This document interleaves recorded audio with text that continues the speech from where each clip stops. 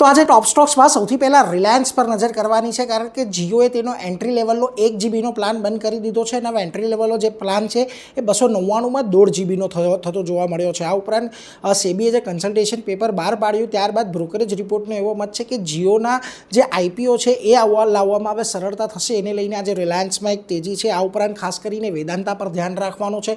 વચગાળાના ડિવિડન્ડ માટે અહીંયા બોર્ડ બેઠકના સમાચાર આવતા દેખાઈ રહ્યા છે, એને લઈને ખાસ તેજી જોવા મળી રહી છે. આ ઉપરાંત વર્ધમાન ટેક્સટાઇલ પર પણ નજર રાખજો. આજના દિવસે 7% જેટલો વધ્યો છે. સરકાર દ્વારા કોટન પરની જે ડ્યુટી છે, ઇમ્પોર્ટ ડ્યુટી, તેને રદ કરવામાં આવી છે, તાત્કાલિક ધોરણે રદ કરવામાં આવી છે, એને લઈને તેજી છે.